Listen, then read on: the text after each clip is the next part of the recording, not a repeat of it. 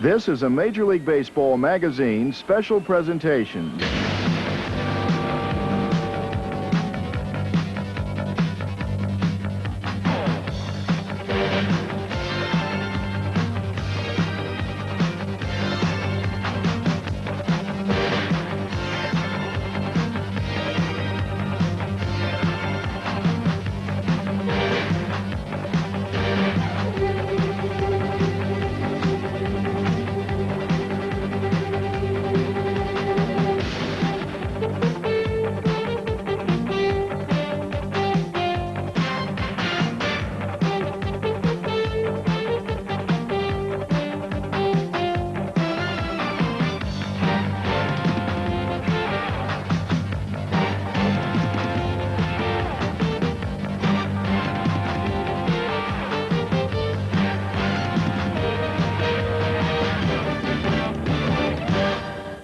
This is Warner Fussell with 1987, a year in review.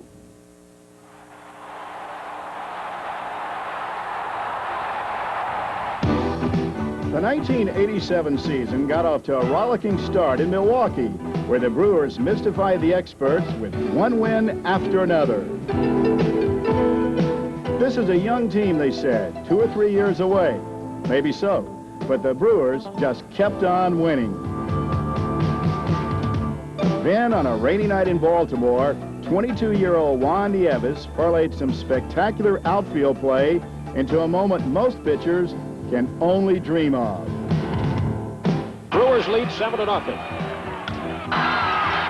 Yount makes a great catch, and Juan Nieves has thrown the first no-hitter in Milwaukee Brewer history. What else can happen to this team? What else? Well, how about tying the Major League record for the best start ever? The swing and a miss, and the Milwaukee Brewers have won 13 games without a loss. A different sort of streak befell Cincinnati's Eric Davis during an April series with Houston. Mike Scott struck out the multi-talented Davis 4 straight times, and the next day, Nolan Ryan did the same. When all was said and done, Eric had struck out 9 consecutive times. Paybacks would be in order. Atlanta's Deion James was also hitting on a wing and a prayer in April. He got the wing, and the bird never had a prayer. Sky to left. And this ball is going to... It hit a bird! You believe that? I've never seen that. Of course, that's what April's all about. Ball hits foul, you end up on second, and get a few firsts out of the way. He doesn't like it. Oh, that's the first ew of the 1987 season. Philadelphia's Mike Schmidt also played the numbers in April, receiving his 3rd MVP award, and on April 18th, hitting his 500th home run. 3-0 pitch. Swing a long drive! There it is! Number 500 for Michael Jack Schmidt! If nothing else, it was certainly one of the more animated steps in Mike Schmidt's journey to the Hall of Fame.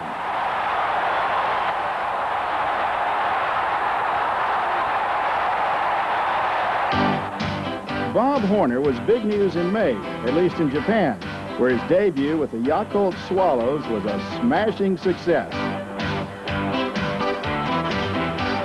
Horner obviously had a yin for Japanese pitching, for the very next day, he hit 3 more. Montreal's Tim Raines made a belated May debut in 1987 due to his status as a free agent.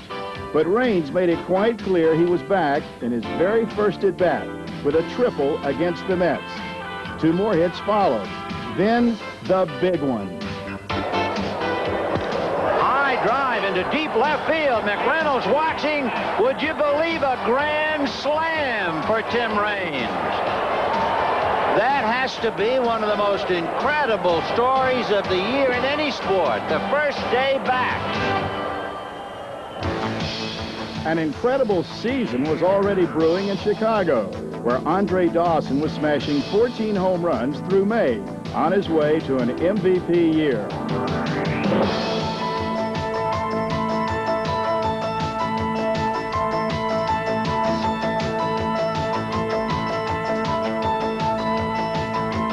Cardinals' Jack Clark was another powerful presence in May.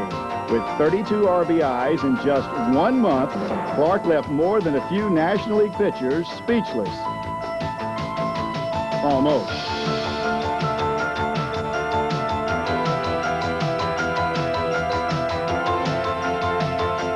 And what about our old friend, Eric Davis? Well, he started making contact and hit 3 grand slams in the month of May alone. Carmen from the belt, 2-1 pitch, and here is a drive into deep right field. Wilson is way back. It is a slam.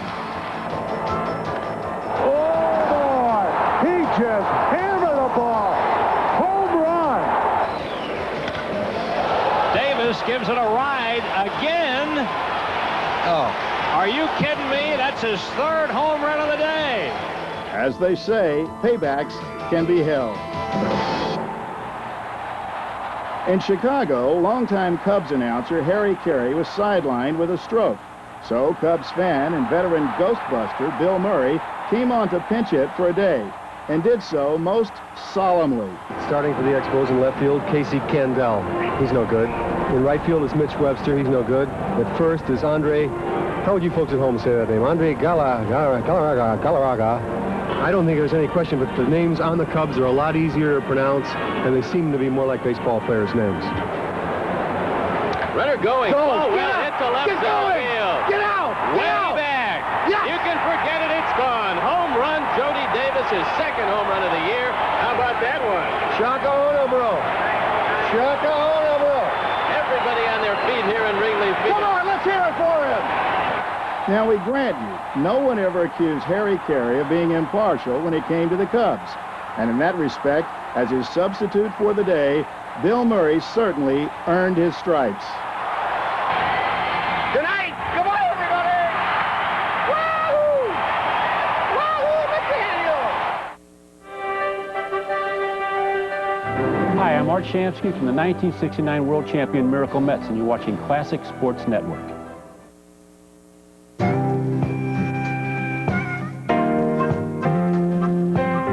He never chewed tobacco till he was 6. Never had a drink till he was 7. He stole whatever loose change was around the house on his own testimony. And Ruth said once, I was a bad kid. He knew who he was. He knew that he was Babe Ruth. He knew he put the people in the park. He knew that he was the emperor of American baseball. Bill introduced him to Babe, and do you know what Babe said to the governor of Arkansas? Hello, kid. Glad to meet you. That is his remark. It wasn't glad to know you, Governor, or nothing like that. Hello, kid. Glad to know you. Dickie likely fell through a hole. It embarrassed him, see, but that was Babe. When you figure the things he did, and the way he lived and the way he played, you got to figure he was more than an animal even. There never was anyone like him. And then, in his old man's voice, Joe Dugan said, he was a god. Now any tennis player can learn the secrets of the pros from the coaches who train Grand Slam champions. Pro Tennis Video Clinic teaches you the real secrets to win matches and beat the players you want to beat. Pro Secrets of Mental Toughness with top sports psychologist Dr. James Lair. Pro Secrets of Match Play with famed coach Dr. Alan Fox. Pro Secrets of Cross Training with tour trainer Pat Etcheberry. Plus, special commentary with legendary champion John McEnroe. I think every tennis player, including myself, wants to learn something from the pros. Develop world-class footwork, learn pro mental toughness, outthink your opponents to win. Top players pay $200 an hour, but with this amazing 3-video clinic, you can train with their coaches for less than the price of 3 tennis lessons. Call 1-888-800-0200. Only 2 easy payments of $49.95. A must for tennis pros, coaches, and all league and junior players. A perfect gift. Learn to win. Call 1-888-800-0200. Call now. You're watching Classic Sports Network.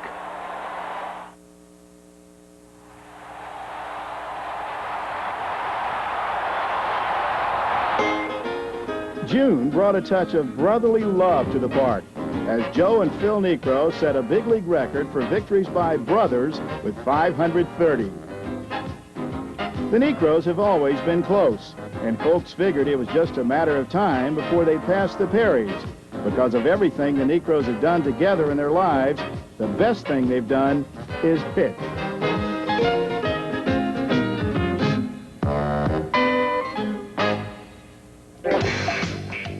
pitching also came easy to Philadelphia's Steve Bedrosian in June, as he set a Major League record with 13 straight saves on his way to the Cy Young Award.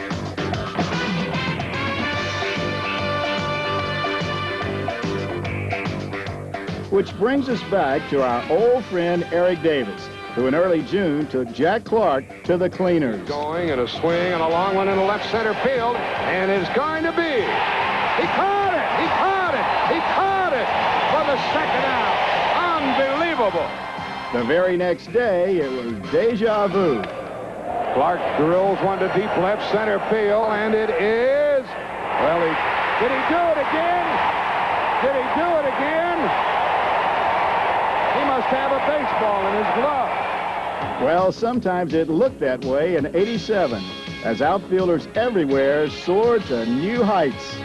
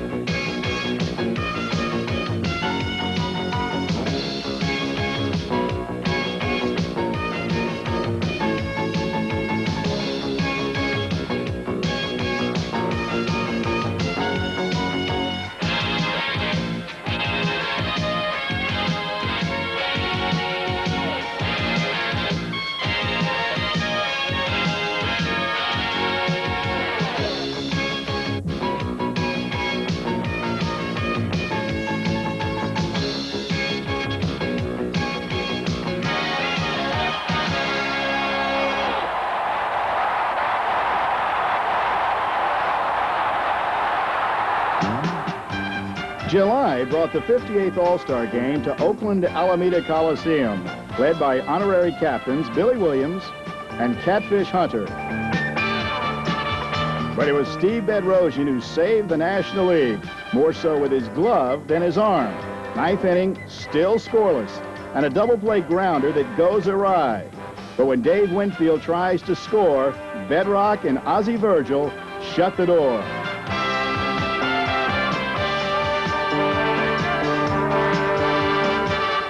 Then in the 13th, Tim Raines tripled the National League to its 14th win in the last 16 games and earned himself the MVP.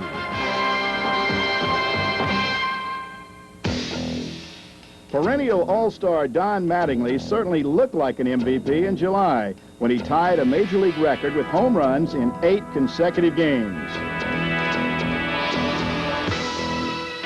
Mattingly hit 10 home runs during the 8-game stretch, and 2 of them were grand slams. Here it goes.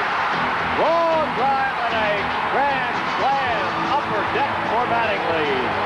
His 6th of the year. Meanwhile, down in the Pioneer League, the Salt Lake City Trappers simply couldn't lose. And with each passing day, the eyes of the nation focused more and more on this ragamuffin band of renegades en route to pro baseball history. And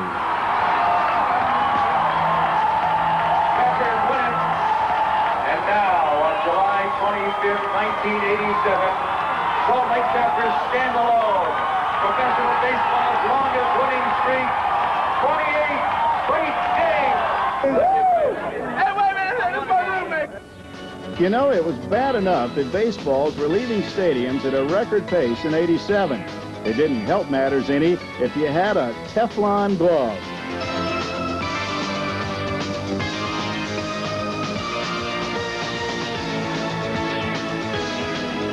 Or, in extreme cases, if you had no glove at all.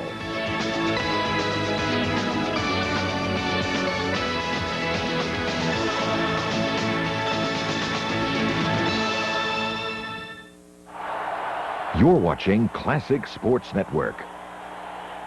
Jackie Robinson could outrun, outjump, and outshoot anyone. But the sport he played best said no blacks allowed. Baseball's one sport they'll never let me in. But one team from Brooklyn was colorblind. They'll come into your spikes first. They'll throw at your head. They've thrown at my head for a long time, Mr. Rickey. He was the first black player in the majors, but he paid a price. Do you want a ball player who's afraid to fight back? I want a ball player with guts enough not to fight back. The Jackie Robinson Story, Wednesday at 10 on Classic Sports Network.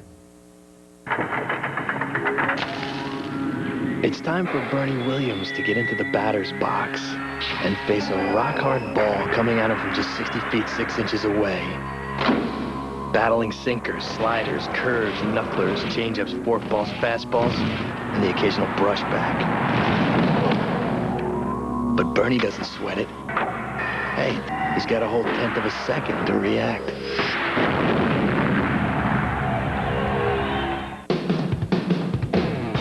One of baseball's latest heroes both on and off the field.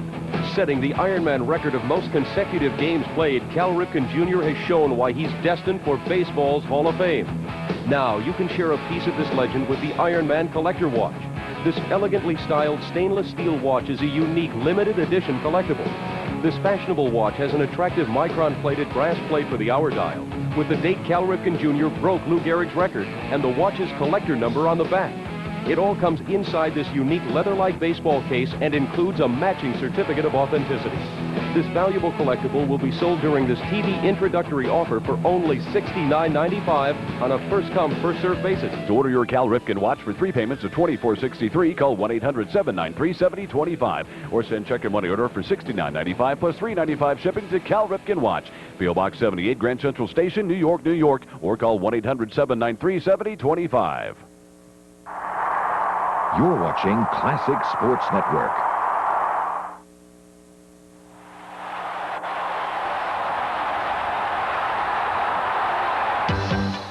Exhibition Stadium, Toronto, the dog days of summer. And Lloyd Moseby tries to steal first. There goes Moseby. Picked a good pitch to go on. Terrible throw. Moseby doesn't know where the throw is. He's going back to first base. Is he going to steal first? He steals first. Now he's going to steal second again. I've never seen it before. Stealing any base came easy to Bobby Bonds back in the 70s. Bonds was a prototype 30-30 player, 30 steals, 30 home runs. But in 1987, an unprecedented 4 players gained entry into the 30-30 club, led once again by Eric Davis. Long way to left field. This ball game is over, folks. The rare combination of speed and power also manifested itself in Cleveland's Joe Carter. The New York Mets' Darryl Strawberry. And the surprising Howard Johnson, who enabled one team to feature 2 30-30 players in the same year for the first time in baseball history.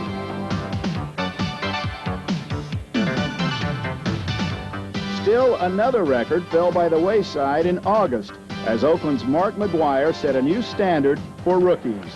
And that one may be it, way back.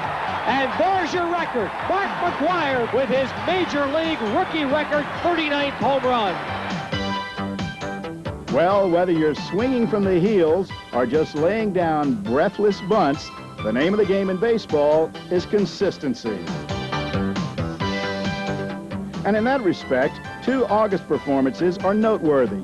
Kevin Seitzer of Kansas City came to bat 6 times on August 2nd and came away with 6 hits, including 2 homers and 7 RBIs. And he goes to right deep. Greenwell back, and he can't get it. It bounces away from him into the stands.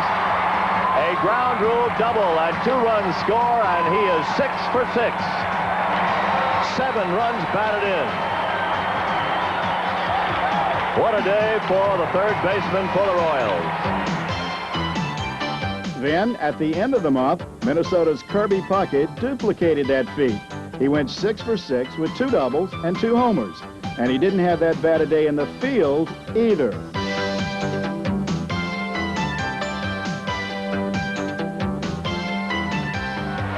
Well hit. Way back.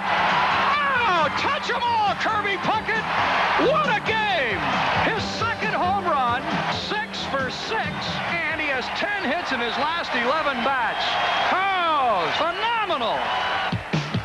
Even more phenomenal in terms of consistency was a hitting streak put together by Milwaukee's Paul Molitor. The Molitor watch became a daily ritual all over the country, and he didn't disappoint. That's hit high and deep to left field. Back goes Mike Young to the wall. It's gone. Paul Molitor, in what is probably his final at-bat, clubs a home run to extend his hitting streak to 28 consecutive games.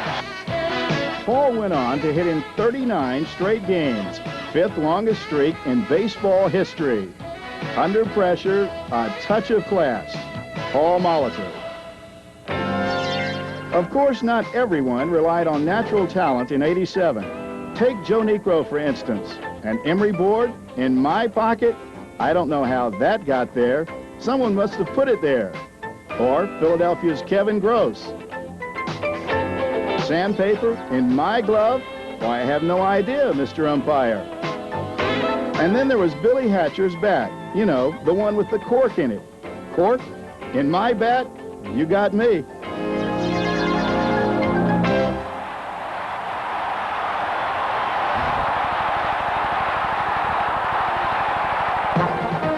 September was a month for milestones, as Vince Coleman again stole his 100th base. The man Whitey simply lets run has now reached the century mark in steals in each of his first 3 seasons. In Houston, the indomitable Nolan Ryan racked up his 210th strikeout of the year, setting a major league record for strikeouts by a pitcher 40 years or older. Ryan has sawed off more than a few bats in his day, and he wouldn't have appreciated what the Angels' Jack Howell did on September 5th. Breaks his bat and hits a drive to right field. It's a broken bat home run. How do you like that? Check the bat, right? Check the bat is right. The broken part went beyond first base. They want to check it, too. That's the first broken bat home run I've ever seen. That ought to go in the trophy case, pal. Hi, I'm Hall of Famer Yogi Berra, and you're watching Classic Sports Network. Now that's classic.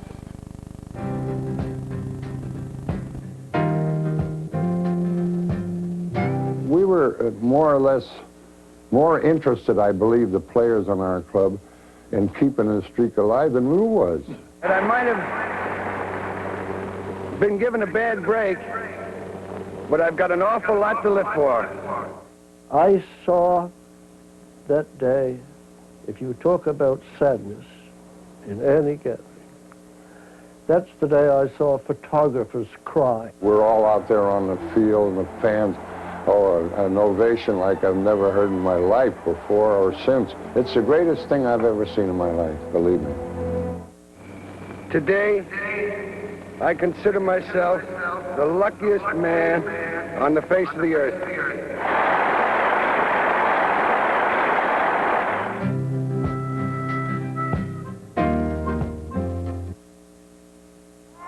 You're watching Classic Sports Network.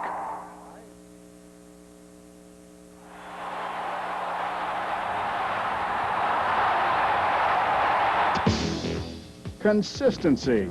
It emerged from a most unlikely source as the season moved into October. With a 34-game hitting streak, San Diego rookie Benito Santiago earned himself a unanimous decision as the National League Rookie of the Year.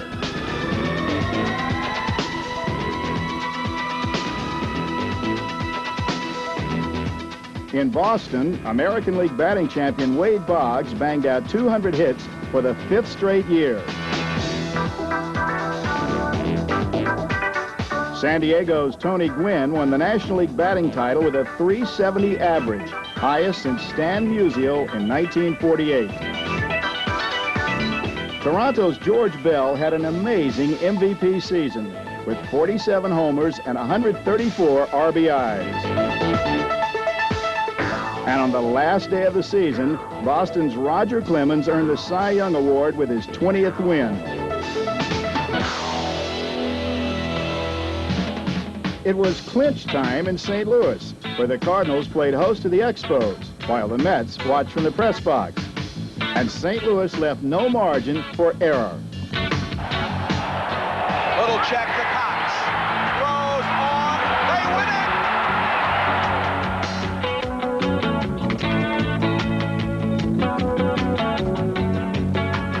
it. The Cardinals' opponent had already been determined, thanks to a hum-baby of a game against San Diego. The 1-1 pitch. Swung on, fly ball to left field. Back goes Leonard. He's at the track. He makes the catch, and the Giants have won the Western Division. And on the field go the Giants. It went down to the final day in Detroit, where the Tigers emerged from the American League East shadows to ambush Jimmy Williams and the Toronto Blue Jays. Capper could be the ball game. Tanana, Evans, Tigers, champion.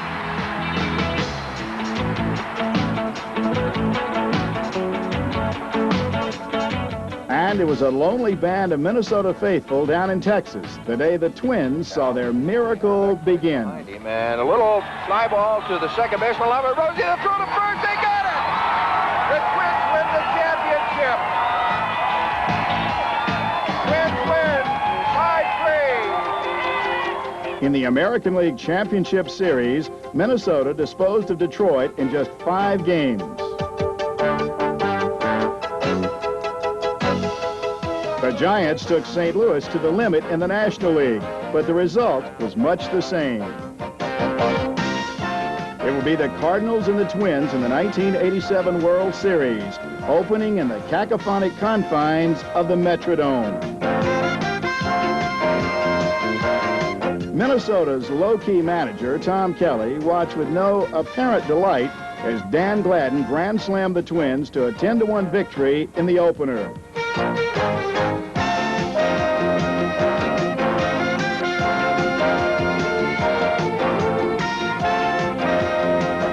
The Twins were finding heroes everywhere, like light-hitting Randy Bush, whose bases-loaded double paved the way for an 8-4 Minnesota win in Game 2 and a 2-0 series lead.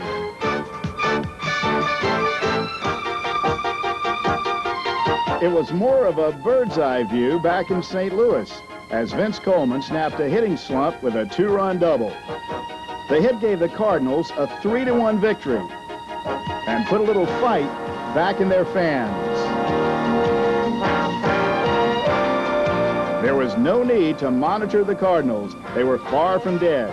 And in Game 4, they even got a little cocky.